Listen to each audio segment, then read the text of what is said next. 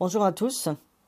Au niveau du cours d'électromagnétisme, on est arrivé au grand 3 du chapitre 1, au niveau des relations de passage et des discontinuités en électromagnétisme. Alors avant d'aborder ce grand 3, je voudrais justement faire un point un peu plus général pour parler de discontinuité en physique et en mathématiques, puisqu'on parle aussi de discontinuité en mathématiques. Quelles sont les similitudes et les différences. Alors, en fait, jusqu'à présent, en électromagnétisme, on a considéré des distributions volumiques de charge ou de courant. Même dans les équations de Maxwell, elles sont certes définies localement sur des volumes élémentaires ou des volumes élémentaires, mais ce sont des volumes. Là, l'idée va être de comprendre entre deux milieux différents comment vont s'écrire les équations de Maxwell. Alors, en physique, on a un certain sens de discontinuité et en mathématiques aussi. Alors, je vais d'abord prendre un peu un point de vue mathématique et je vais définir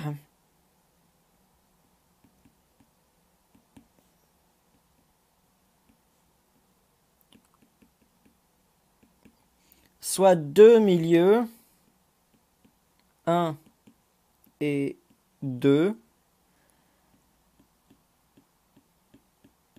séparés par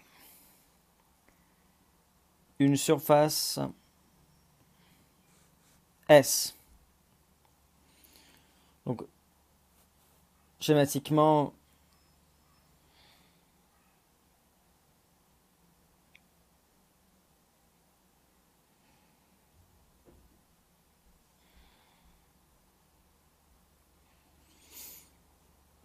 à gauche, je prends le milieu 1, à droite, le milieu 2.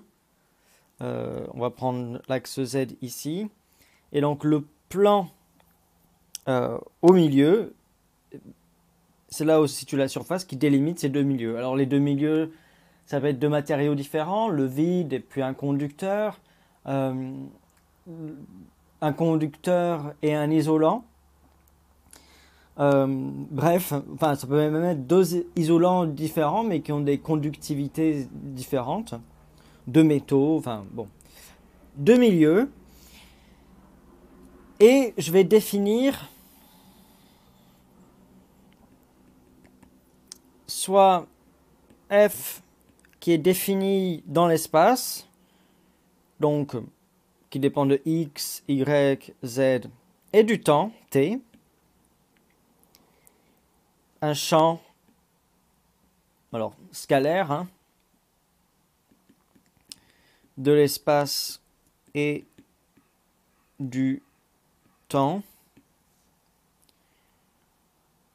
On définit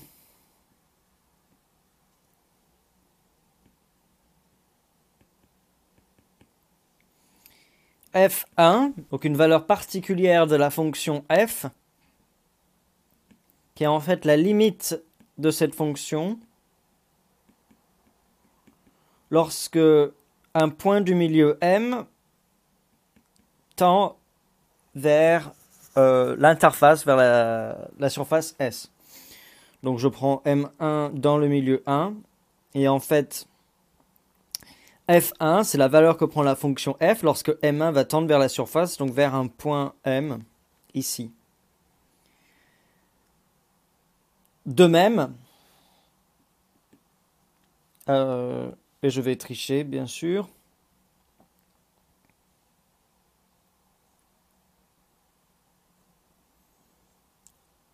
je prends une autre fonction, enfin, non, c'est la même fonction, mais on regarde sa valeur en un autre point, en point M2, qui appartient au milieu 2. Et f2 sera la limite que prend cette fonction en m2 lorsqu'on fait tendre m2 vers m. On dit que mathématiquement, alors,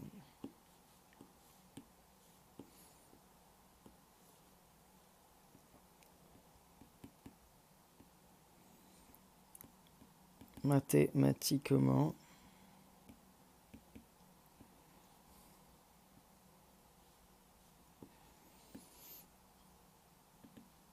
f est discontinu en M si et seulement si F1 est différent de F2. Donc discontinu, c'est l'absence de continuité mathématiquement. Et en particulier, la dérivée, alors, je vais prendre partiel puisqu'il y a d'autres coordonnées de l'espace. Mais la dérivée de f, du coup, par rapport à cette coordonnée selon laquelle on change d'un milieu à un autre, n'est pas définie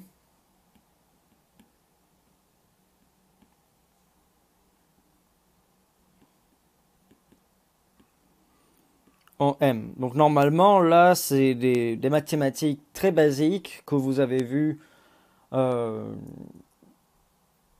votre cursus antérieur. Mais voilà, je pose la définition de discontinuité d'un point de vue mathématique.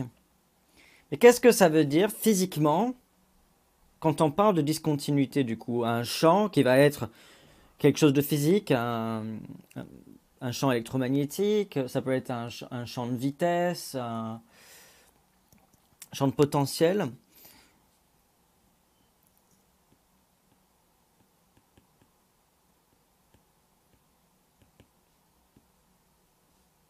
Physiquement,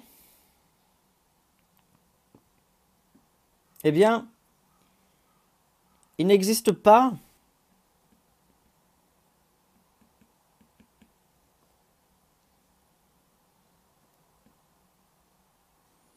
de discontinuité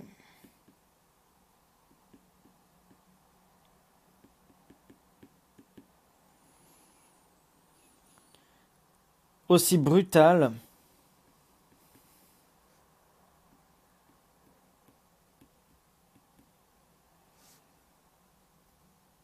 qu'on ne puisse pas la voir.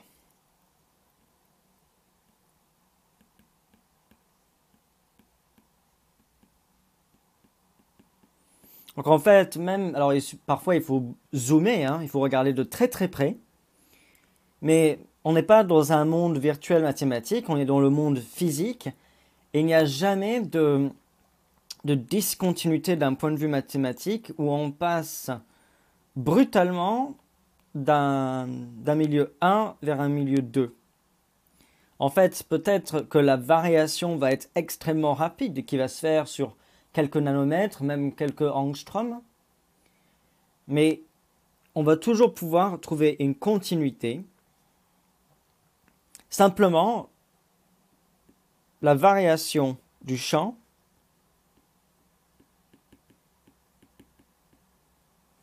de f peut être rapide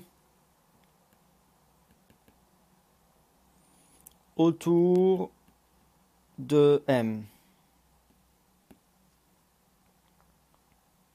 Alors, donc il n'y a pas de discontinuité. En fait, on pourra toujours trouver f1 et f2, l'un dans le milieu 1 et l'autre dans le milieu 2, suffisamment proches pour avoir une continuité. Alors, certes, il y avoir des fortes variations, ce qui veut dire que la dérivée est définie et est définie, donc en particulier elle est finie, n'est pas infinie.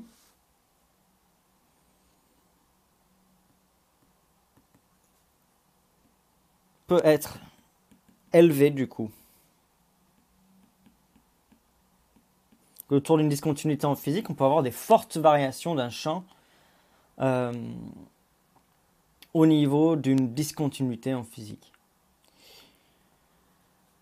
Alors, on parle toujours autour de l'interface, autour de M.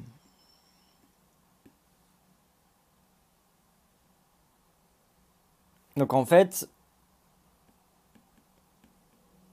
f2 moins f1 va pouvoir s'écrire l'intégrale entre m1 et m2 d rond f sur d rond z dz. Donc une intégrale, pas très jolie, qui est bien définie, parce que la dérivée, elle est finie, il n'y a pas de problème. Après, ce nombre-là, il peut être très grand. Donc pour illustrer mathématiquement ce que l'on entend par là,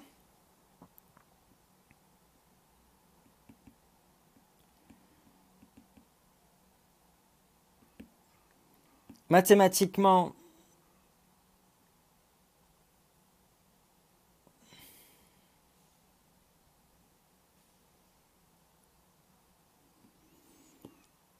il va y avoir une fonction dans le milieu 1 qui arrive par exemple là et qui va repartir dans le milieu 2 ici. Il va y avoir un saut à la verticale ici. Et ce, en fait, indépendamment du zoom qu'on va appliquer sur cet axe des ordonnées.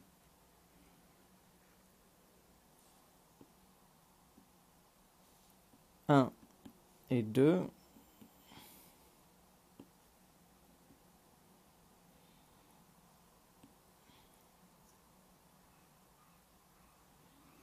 Alors, physiquement,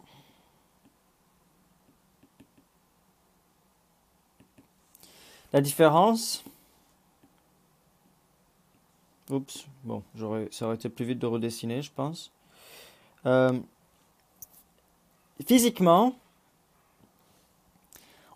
on pourra toujours zoomer et identifier qu'en fait, il va y avoir des variations plus douces dans le milieu 1, mais on pourra toujours identifier, enfin, et pareil dans le milieu 2, des variations, mais on pourra toujours zoomer et remarquer qu'en fait, le champ est continu.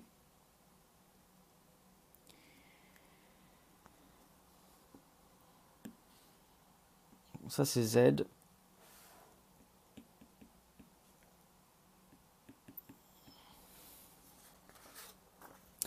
Donc ça justifie que, bon, d'un point de vue mathématique, je vais faire certainement des choses qui vont choquer des mathématiciens.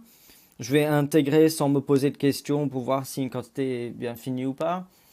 Je vais dériver sans me poser de questions non plus de continuité, mais c'est parce que je sais qu'en physique, les quantités que je regarde sont toujours continues.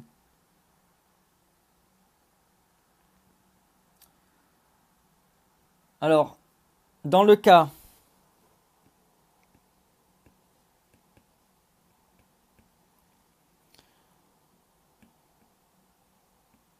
d'une discontinuité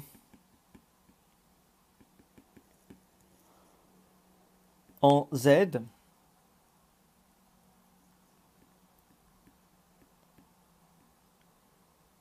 on supposera toujours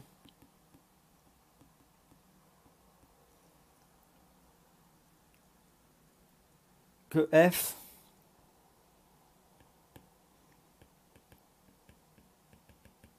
est continu selon les autres coordonnées x, y et t. Donc,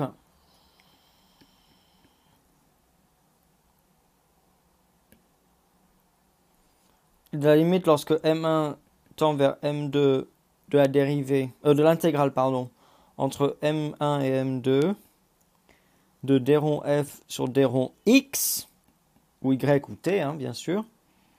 Donc une autre coordonnée selon laquelle il n'y a pas la discontinuité, c'est 0. Ça, c'est parce que en fait, les variations, je vous disais que tout était continu même selon z, mais il y a des fortes variations. Donc en fait, ça veut dire que les variations selon x et y et t vont être plus douces. Et donc, il y a, entre parenthèses, une meilleure continuité entre les valeurs des deux milieux de cette fonction selon enfin, en considérant les autres variables de cette fonction, donc x, y et t. Et c'est pour cela qu'en prenant cette limite de l'intégrale, on arrive à quelque chose de nul. Alors je voudrais maintenant illustrer ces histoires de discontinuité en physique sur un exemple qui permettra aussi de réviser un peu l'électrostatique.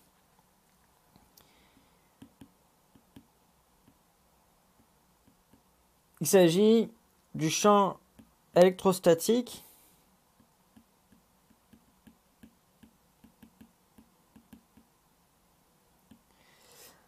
d'une plaque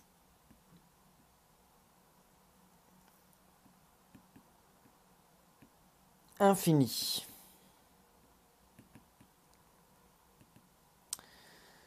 Alors la plaque, je représente une section de la plaque.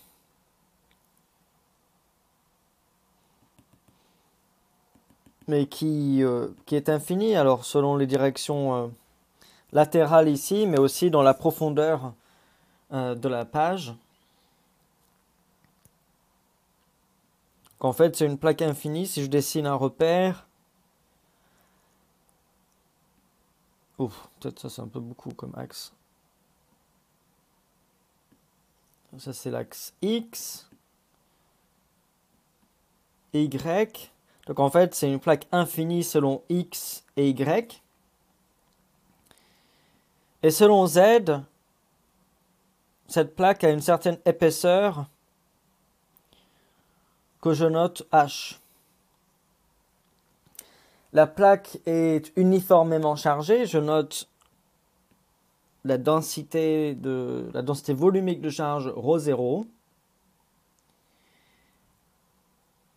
Et le but, comme tout exercice d'électrostatique, ça va être de connaître, de calculer le champ électrostatique engendré par cette plaque. Et donc, comme tout exercice d'électrostatique, le point de départ, c'est toujours d'étudier les invariances et les symétries du problème afin de faciliter sa résolution. Alors, invariance. En fait, toute translation de la plaque dans son plan, donc toute translation selon X ou Y, donc X, je marque et ou Y, laisse la plaque invariante.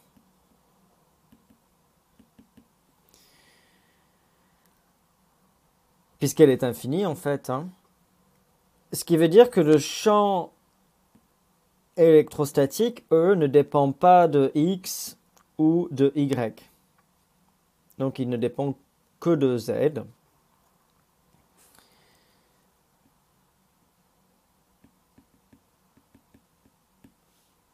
Symétrie.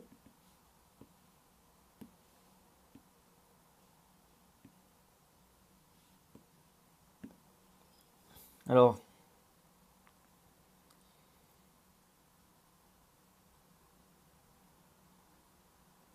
en fait, tout plan, il y a un plan de symétrie qui est assez évident. il s'agit du plan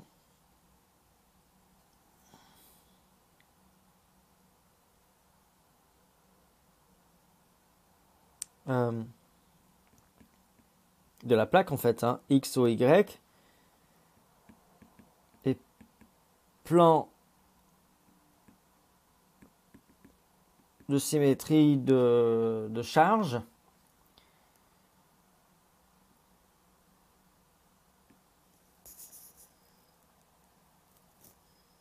Et également, en fait, tout plan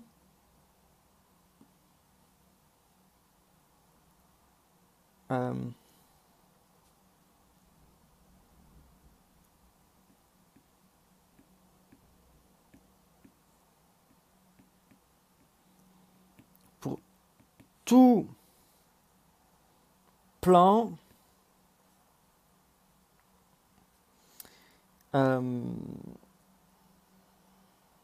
orthogonal à la plaque.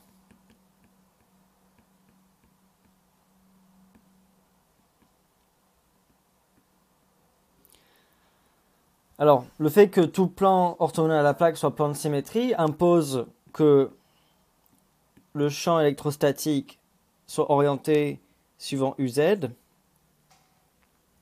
Et l'ajout du plan de symétrie X, O, Y impose que la fonction EZ est impair. Donc le champ électrostatique en Z est égal au champ électrostatique en moins Z avec un moins devant. Donc c'est le symétrique, quoi.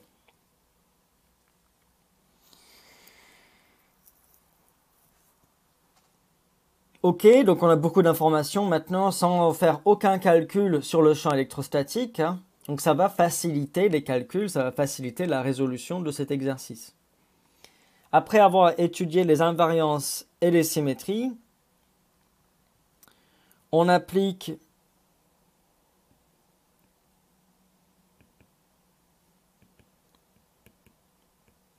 le théorème de Gauss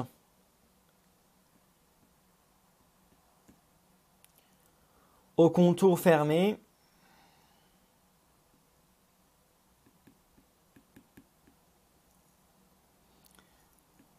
que je vais noter sigma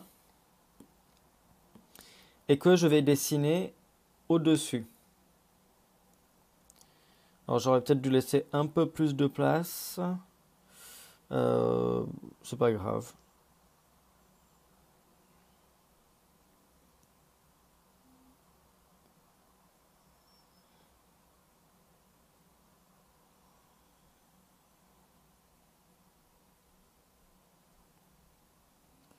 Donc je dessine en fait un cylindre. Oups. Je vais jamais arriver. Voilà.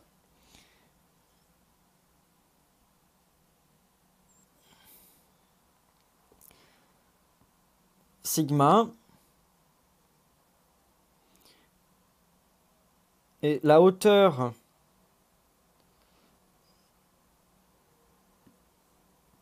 de ce cylindre sera 2Z. Z repère en fait le haut du cylindre. Et vu que ce cylindre est suivant l'axe OZ et il est centré en l'origine du repère O, la hauteur c'est 2Z. Alors suivant les cas, je prendrai Z plus grand que H, enfin 2Z plus grand que H, ou inversement, il y aura différents cas à étudier. En tout cas, le théorème de Gauss, appliqué à contour fermé sigma, va s'écrire que la double intégrale de E scalaire ds sur la surface fermée s'écrit Q sigma, donc la charge à l'intérieur de cette surface fermée, sur epsilon 0. qu'il s'agit du flux du champ électrostatique à travers cette surface fermée. Mais comme E est suivant UZ, je peux noter les différentes parties de ce cylindre. Donc il y a S1, S2 et S latéral. Cette intégrale sur sigma, en fait, se décline en 3 intégrales. Une intégrale sur S1 E scalaire ds, une intégrale sur S2 E scalaire ds, et une intégrale sur la surface latérale E ds S lat. Ça, c'est égal à Q sigma sur E0. Mais l'intégrale sur la surface latérale est nulle, puisque, en fait, le champ électrique est suivant UZ, et DS, là, est radial, donc suivant UR. Donc ça, c'est nul, puisqu'ils sont orthogonaux.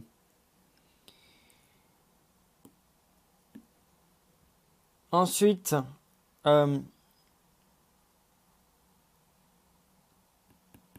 sur S1, cette intégrale va simplement s'écrire EZ scalaire, enfin, fois S en fait. S, bah, c'est la surface du disque qui délimite le cylindre, donc pi r carré. Enfin bon, on n'est pas obligé de remplacer par ça.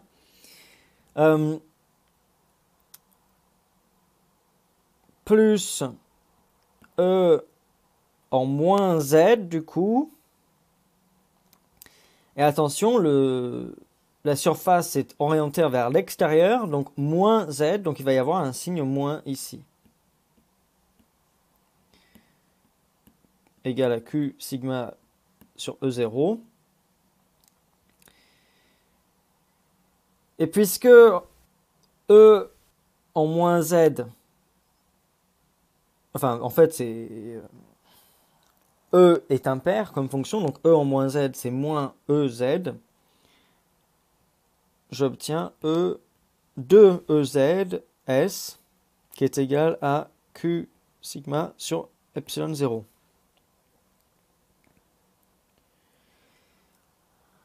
Alors, il reste du coup à définir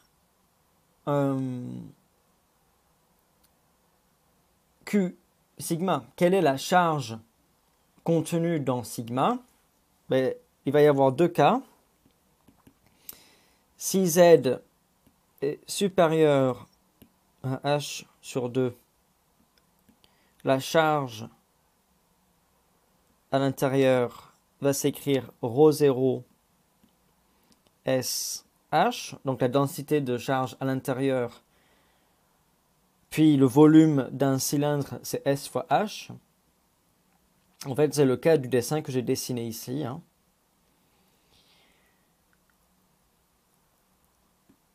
Et donc, le champ électrique en Z s'écrit ρ0 H sur 2 epsilon 0. Donc, on remarque que S se simplifie. Et il y a l'autre cas, Z inférieur à H sur 2. Donc, ça veut dire que le cylindre sigma est entièrement contenu dans la plaque. Et donc, on a la charge à l'intérieur de sigma qui s'écrit ρ0 fois le volume de sigma S Z.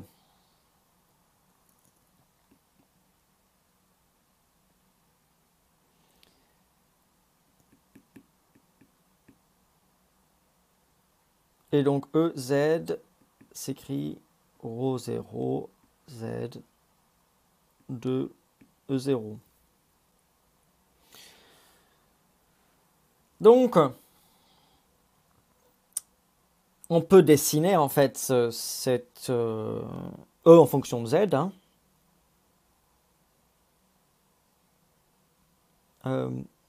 Attendez, il vaut mieux le dessiner, on va le dessiner sur le côté.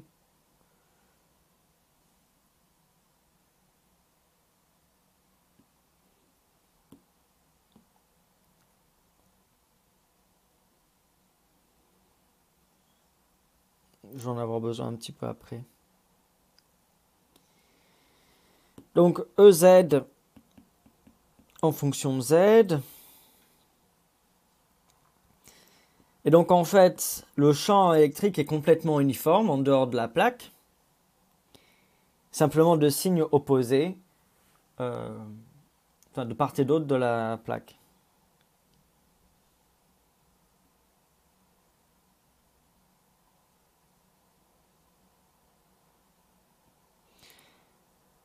Dans la plaque, il y a une loi linéaire. Et en sortie de plaque, on retrouve une uniformité du champ électrostatique. Les valeurs particulières à noter pour Z, c'est moins H sur 2 et H sur 2. Et donc, il n'y a aucune discontinuité pour le champ électrique ici. On passe continuellement d'une valeur uniforme en bas de la plaque à une autre valeur uniforme en dehors de la plaque, mais au-dessus. Qu'est-ce qui se passe lorsque on fait tendre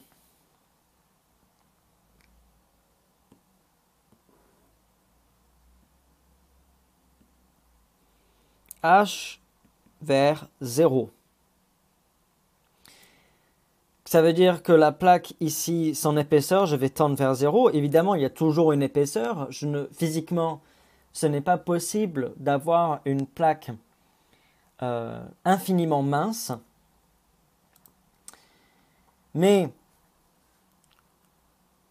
je peux toujours prendre l'épaisseur aussi faible que je veux par la pensée.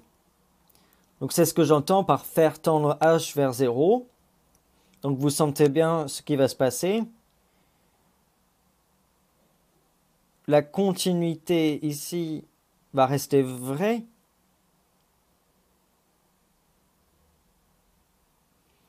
Mais il va falloir zoomer pour la voir. Donc il y a une continuité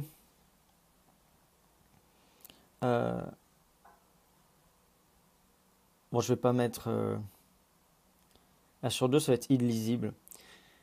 Mais vous comprenez que du coup, le champ électrostatique, EZ, reste continu autour de l'interface, au niveau de la plaque. C'est juste qu'il y a des variations rapides de champ.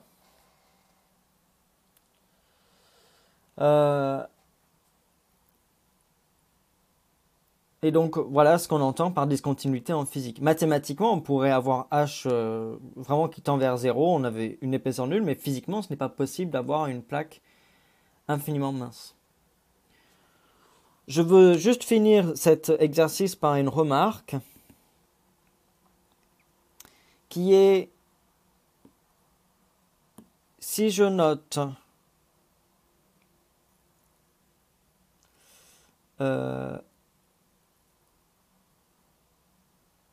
M1 et M2, ces points-ci, et je regarde la valeur M2 moins E M1, en fait, ce qu'on va avoir, c'est ρ0h, donc la valeur dans le milieu 2, milieu 1, sur 2 epsilon 0, moins la valeur dans le milieu 1, c'est-à-dire moins ρ0h sur 2 epsilon 0.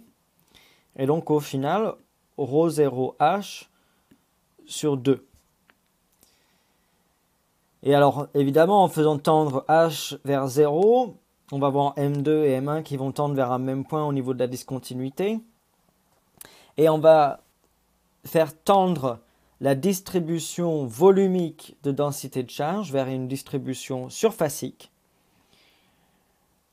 ça va être comme si on avait juste une feuille chargée uniformément. Et alors vous remarquez que dans cette expression, on peut faire apparaître une densité de charge surfacique ρ0h. Alors, on dirait que j'ai pris le 2.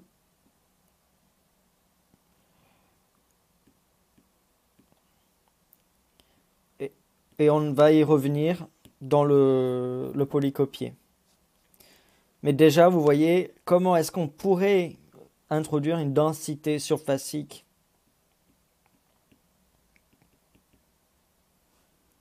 de charge.